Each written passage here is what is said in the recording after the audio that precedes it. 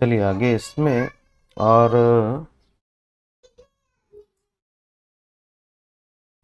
स्वराजी की योजना चल रहा था इसमें, है ना। तो मैं आपको इसमें बता चुका था पशु उपलब्धता वगैरह के बारे में। तो डेयरी उद्यमिता विकास योजना, तो इसमें जो है जो डेयरी से जुड़े उद्योग हैं उसके लिए या लोग हैं उनके लिए एक राहत की बात रहती है। इसमें बहुत आपको बेनिफिट मिलता है।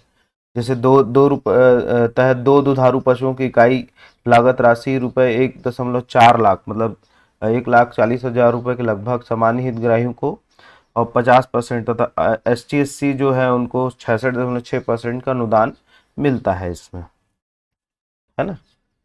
और 193 डेयरी इकाइयाँ हैं, ये ज़्यादा इम्पोर्टेंट है हमारे लिए। तो ये चीज़ें आपका इम्पोर्टेंट है। उसके बाद आता है उन्नत मादा वत्स्य पालन योजना। ये भी सामान्य वर्ग को इसमें 15,000 मिलता है, ST SC को 18,000 मिलता है। ये बस आपको इतना ध्यान देना है। और किसके मत्स्य मतलब वत्स्य पालन मतलब आपका हितग्राहियों को दिए जाने नस्ल के वत्स्य पालन की अभिरुचि उत्पन्न होने के लिए है ये। इसमें और कुछ बहुत बड़ी चीज नहीं है आपको इसमें जानने के लायक। मत्स्य विकास, तो हमारे यहाँ एक्चुअल में अ, मछली के उत्पादन बहुत वृहद स्तर पर होता है। 6वें नंबर पर है हम लोग देश में, है ना। तो ये बहुत बड़ी चीज है। जो GSDP में योगदान दिया है इसका 2.27% है। एक चीज देखिएगा, पिछले 3 साल से ये लगातार बढ़ रहा है, फिर अभी इस साल थोड़ा कम हुआ है ना। अब इसमें देखिए बहुत बड़ी चीजें, हाँ ये चीज देखिएगा कि संसाधन की दृष्टि से छत्तीसगढ़ राज्य में कुल 1.92 लाख हेक्टेयर जल क्षेत्र है, जिसमें 1.812 लाख हेक्टेयर पर जल क्षेत्र मछली उत्पादन अंतर्गत विकास किया जा चुका है। मतलब 94.38% जो कुल जल क्षेत्र है उसका मत्स्य पालन किया जा रहा है। ये आपके लिए इम्पोर्टेंट है। अब जैसे योजना क्या चल रहा है मत्स्य क्षेत्र में, तो मत्स्य बीज उत्पादन, मत्स्य उत्पादन के लिए चल रहा है। देखो कितना चल रहा है आपका, 3,20,126 उत्पादन टन, मैट्रिक टन उत्पादन हुआ है। ये इनके लिए है आपके लिए। मछुआ सहकारिता समिति, ये जरूरी है। पहले अब आपका कृषि साख सहकारी समिति पूछ रहा था, ये मछुआ सहकारी समिति देख लीजिएगा। ये 16,45, ये मछुआ सहकारिता समिति है। 1645 ये जरूरी है आपका ना। इसकी सदस्य संख्या 55,000 लगभग है ना। और इनको शिक्षक प्रशिक्षण भी दिया जाता है, 10 दिन का प्रशिक्षण भी दिया जाता है ना। जैसे जाल बुनने के लिए सब के लिए पैसा दिया जाता है, बहुत बड़ा इंपॉर्टेंट नहीं है आपके लिए। इसमें आपको रोजगार सृजन भी दिया जाता है। देखिए रोजगार के क्षेत्र में भी 28 लाख लोगों को मानव दिवस इसमें रोजगार सृजित किया गया है। हाँ इसमें मत्स्य जीवित को दुर्घटना बीमा में देखो 1 लाख और 2 लाख है। अस्थायी अपंगता के लिए 1 लाख रुपए दिया जाता है, और मृत्यु होने पर 2 लाख रुपए दिया जाता है, ये याद रखिएगा। हाँ राष्ट्रीय केंद्र क्षेत्र की प्रवर्तित योजना है। ये एक्चुअल में ना सीधा सीधा इसका ये पूछता था PSC में कि ये योजना स्टार्ट कब से हुई। जैसे राष्ट्रीय कृषि विकास योजना जो स्टार्ट हुई 2007-8 से स्टार्ट हुई है ना। तालाब निर्माण के लिए देखिए 8.5 लाख रुपए अधिकतम, पर अधिकतम 5.1 लाख रुपए दिया जाता है। तो ये आपके लिए इम्पोर्टेंट है। ये और कुछ इसमें ये योजनाओं को नाम भी पढ़ के लिख देंगे ना तो बहुत बड़ी चीज हो जाएगी आपका। हाँ मछुआ बोर्ड, राष्ट्रीय मत्स्य विकास बोर्ड 8-9 से इसका लाभान्वित हो रहा है ये। और प्रधानमंत्री मत्स्य संपदा योजना ये 2021 से लागू हुआ है, ठीक है। इसमें 60 और 40 का रेशियो, 60% आपका सेंट्रल देगी और 40% आपका स्टेट देगा। इसमें और कोई इतना बहुत काम का चीज है। नरवा गुरवा बाड़ी योजना 2019 से आपको जानू मालूम है। इसमें इसमें तालाब को भी क्षेत्र सम्मिलित किया गया है। देख लीजिए 12,006 तालाब क्षेत्र है ना। जल क्षेत्र 1666 हेक्टेयर है बता रहा है। तो डाटा उतना याद नहीं रहेगा, इसलिए आपको मोटा मोटा चीज आपको पढ़ना चाहिए इसमें। देखिए भौगोलिक क्षेत्र में ये पूछने लग गया आजकल, ये भी डाटा पूछ रहे हैं। कुल भौगोलिक क्षेत्र 1,40,44,904 बता रहा है, जिसमें वनों के अंतर्गत 1,85,80,11 है। तो ये एक बार आप देखेंगे तो एक बार दो बार इसको बिल्कुल को डाटा देख के जाइए, इकोनॉमिक सर्वे के हिसाब से, तो ताकि वो अगर वैसा डाटा वहां पर आता है तो आप इसको बना सके। गैर कृषि उपयोग में लाई गई भूमि 75 10 95 है ना। पड़ती भूमि है हमारे 25,418। हाँ, डबल फसल जहाँ एक से अधिक बार बोया गया क्षेत्रफल 10 89 769 है, ये बहुत इंपॉर्टेंट है। और सकल बोया गया क्षेत्र देखिए 57.12 लाख हेक्टेयर है। ये बहुत बड़ी चीज है ना, आपको याद रखना चाहिए। हाँ, ये सबसे इंपॉर्टेंट चीज आपके पास में आया है। ठीक है। छत्तीसगढ़ राज्य का क्षेत्रफल, उसका वर्गीकरण किसी वर्षांत 30 जून 2021 की स्थिति में। अब आपको ये इसको लार्ज करके देखना चाहिए कि इसका सबसे बड़ा क्षेत्रफल परसेंटेज में, और है ना, तो रायपुर में देख लीजिए, इसका डाटा को आपको पूरा एक एक डाटा देखना पड़ेगा आपको, है ना। तो इसमें बहुत इंपॉर्टेंट चीज है ये वाले में। इसके आधार पर ही आप मतलब बहुत सारे, जैसे वन क्षेत्रफल भी दिख रहा है यहाँ पर, गैर कृषि योग्य भूमि भी दिख रहा है, बंजर भूमि भी दिख रहा है, तो ये चालू पड़ती भूमि भी दिख रहा है, शुद्ध बोया गया क्षेत्रफल, दुफसली क्षेत्रफल ये भी दिख रहा है आपका। तो ये इसको आपको देखना है। चलिए देख लेते हैं इसको। इसमें सबसे ज्यादा आपका जो क्षेत्रफल है खाद्यान्न फसलों का, ये आपको दिखेगा। टोटल में चले जाइए,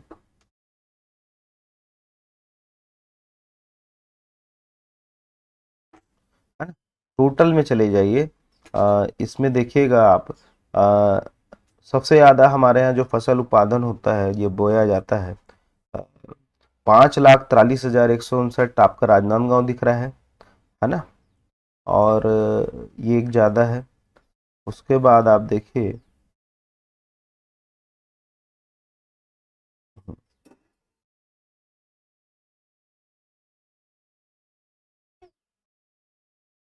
मामा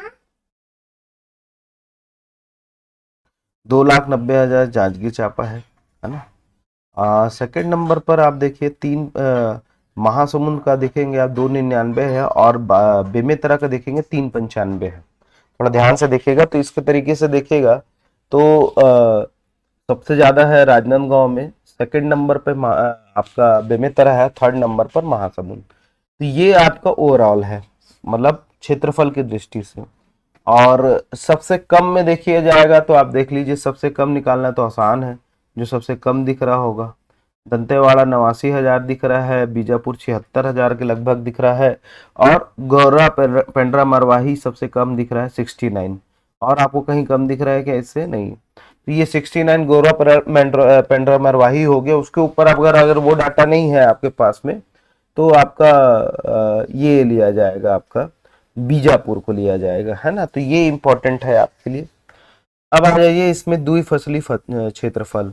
तो द्विफसली क्षेत्रफल में भी आप देखेंगे तो राजनांदगांव का 97,000 के लगभग है ना। तो वो सबसे ज्यादा है वहां पर।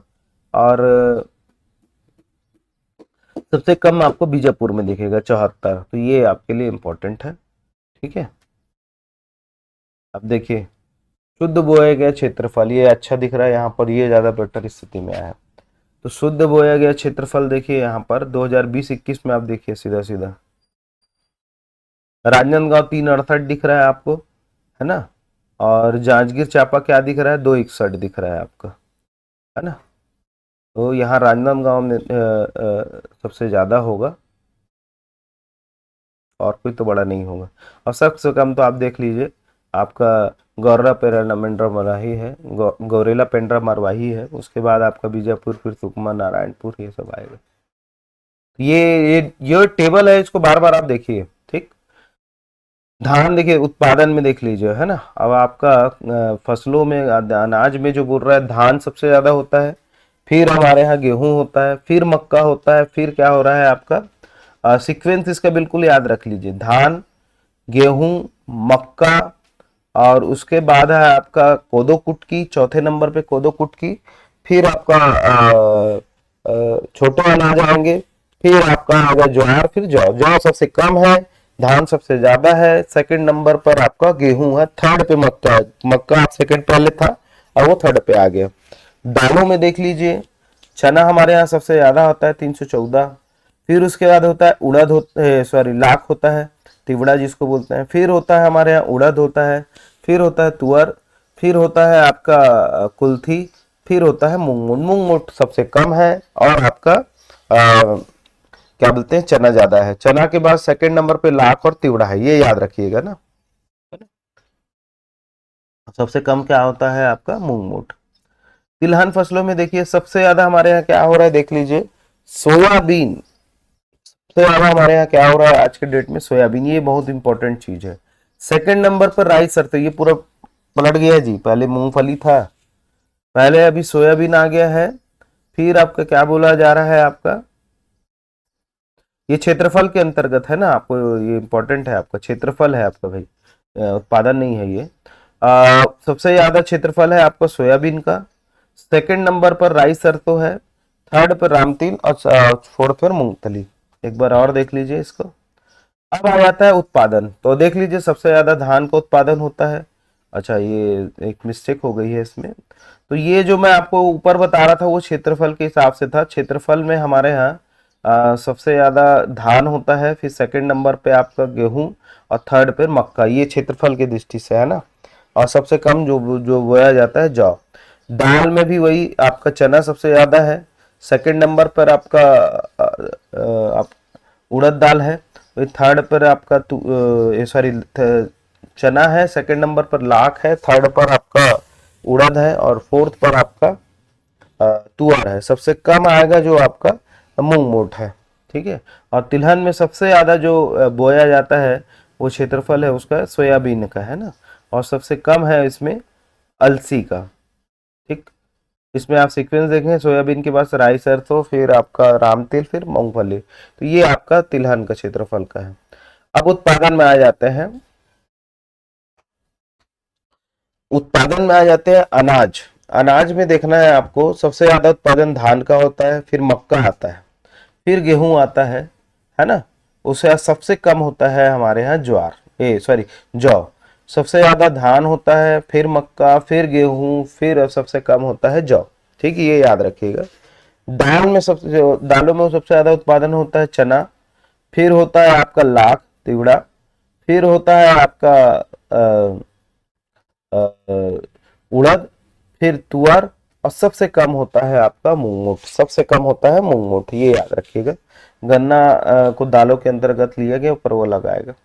तिलहन, तिलहन में सबसे ज्यादा हो रहा है आपका सोयाबीन। अभी भी देख लीजिए, मैं उस समय सोयाबीन बोल दिया था आपको, पर अभी भी सोयाबीन है। सेकंड नंबर पर मूंगफली आ चुका है, और राई सर तो थर्ड नंबर पर है। ठीक है। और सबसे आखिरी में है आपका अलसी। ये याद रहे, ये सीक्वेंस आपको बनाना है। अब औसत उत्पादन में सबसे ज्यादा नीचे वाला देख लीजिए 21 में, सबसे ज्यादा औसत उत्पादन किसका हो रहा है आपका हमारे यहाँ, गन्ना का होता है वैसे।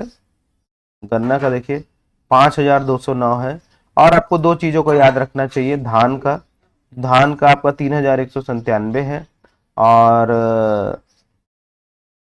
मक्का का देख लीजिए, मक्का का है आपका 3552। ये बहुत जरूरी है आपके लिए। टेबल बहुत जरूर दे सकेंगे भाई। हाँ, नहरें हमारे यहाँ है ना।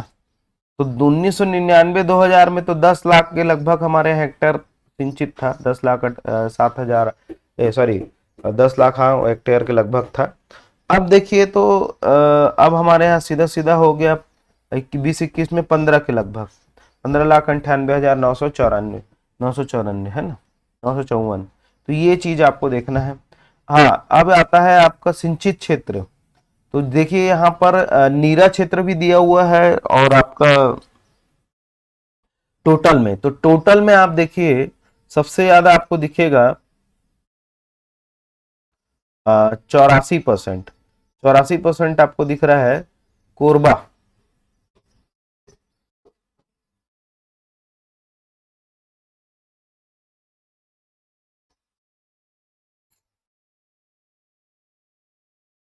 देखिए पिछले साल तक के जांजगीर चांपा चल रहा था आगे, और इस साल आपके यहाँ ये आ गया, धमतरी को देख लीजिए,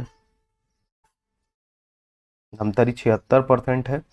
देखिए इसलिए बोल रहा हूँ, ये टेबल को बहुत अच्छे से देख के जाइएगा, एक बार बता दिया गया है, फिर आपको मैं बता दूंगा। कोरबा में देखिए ओवरऑल क्षेत्र का सबसे ज्यादा परसेंटेज में सिंचाई वहां ज्यादा होता है, परसेंटेज की बात चल रही है ना। 84% आपका कोरबा में है, 78% आपका रायपुर में है, और 76 आपका कहाँ पर है, धमतरी में। ये आपको इम्पोर्टेंट है, देख लीजिएगा इसमें। उसके बाद नीरा नीरा क्षेत्रफल में आप देखेंगे परसेंटेज में, तो 83% आपका रायपुर में है, और कहीं कहीं देख रहा है 93% कोरबा में है। मतलब कोरबा दोनों में, नीरा में, दोनों नीरा में भी आ गया है और कुल क्षेत्रफल के परसेंटेज में भी आ गया है। तो ये इंपॉर्टेंट है आपके लिए भाई, कोरबा में।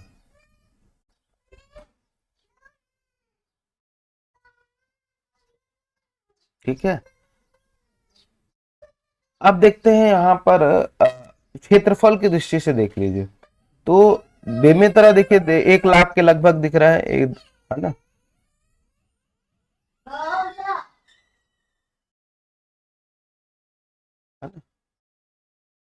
हाँ, इधर देख लीजिए कुल इसका क्षेत्रफल है, सिंचित क्षेत्रफल इसका पूछ रहा है, तो देखिए सबसे ज्यादा आपको कहाँ दिख रहा है, 93, बेमेतरा में 218 दिख रहा है, राजनांदगांव 175 है ना। तो ये इसको आपका कोरबा 244 हो गया है, तो सबसे ज्यादा भी कोरबा ही है भाई, आप ये याद रखिएगा। और इसमें सबसे कम आप देख लीजिए, जहां जहां जीरो है वो आपका जीरो परसेंटेज में देखिएगा ना, उसको मत देख लीजिएगा, दंतेवाड़ा जीरो है, मतलब सबसे कम आपका दंतेवाड़ा है, फिर नारायणपुर आपका नारायणपुर 1% के लगभग है। तो ये आपके लिए इम्पोर्टेंट है। चलिए आगे वानिकी आगे देखेंगे।